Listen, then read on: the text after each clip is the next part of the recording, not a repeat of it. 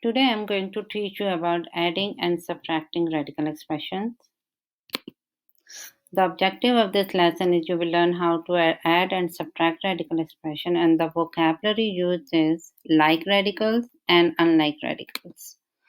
So square root expression with the same radicand are example of like radicals. So these are the examples of like radicals. You see that they have the same radical, which means whatever is inside the square root is same. Here it is square root 5, square root 5. Square root x, square root x.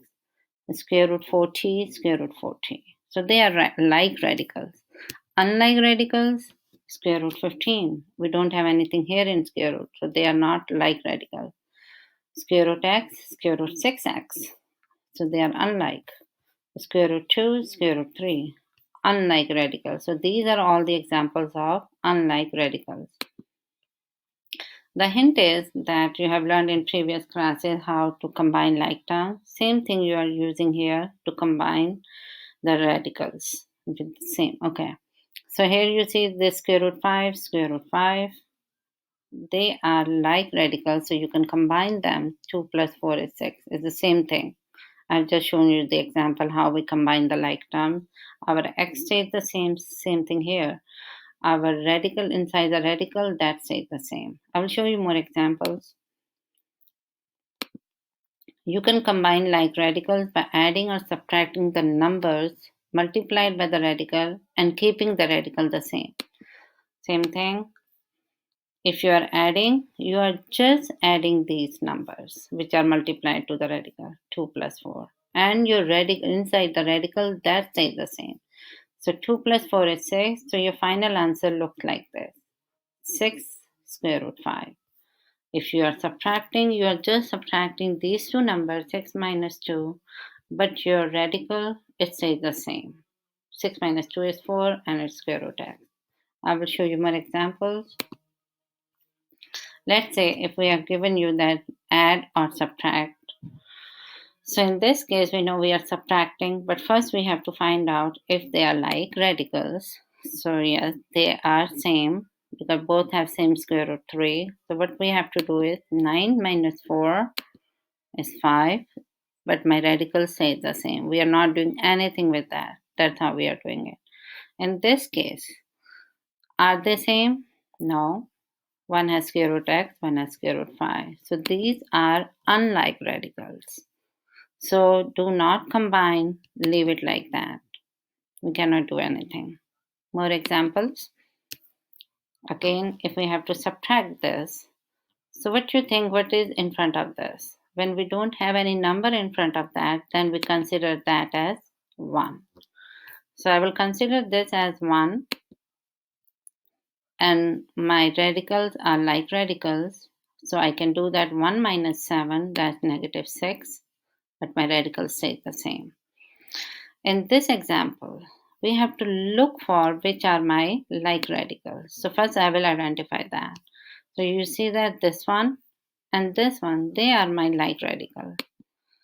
So in the blue, they are my like radicals. So I will combine 2 and 9. So I will get 11. And my radical stays the same, but I cannot combine this. So I will leave it like that. I will show you one more thing. That sometimes you will find radicals that do not appear to be like until they are simplified. So what you have to do is you have to simplify that before trying to identify. So you have already learned how to simplify the radicals in the previous lesson. You can use the factor tree, or there is one more way. We can use the perfect squares. Perfect squares means we can use 4, we can use 9. I will show you this. So when we can factor this by using perfect square, it means I can use 9. And how much 9 times 6 is 54. I can use perfect square 4. 4 and 6 is 24. So now we'll use the product property. What that means is that I will separate them and I will write as multiplication. So I can write square root 9 times square root 6 plus square root 4 times square root 6. So that's why we use the perfect square, because then if we will take the square root of 9, we will get 3. This stays as is. If we take square root of 4, we get 2. This stays as is. Now I can see that they are like radicals. So I can combine them. So I will combine like radical. Again, 3 plus 2 is 5. And my radicals stay the same, square root 6. Another example. Again, we have to simplify this first. We don't know if they are like or unlike radical. So we will use the same perfect squares. You see that this 4 stays outside, but inside the square root, first we are doing this.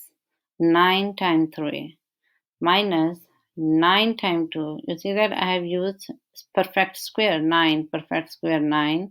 Again, now I will use the product property. I will separate them. My 4 stays outside the square root. I will separate square root 9 square root 3 minus square root 9 square root 2. Now I will take the square root of 9.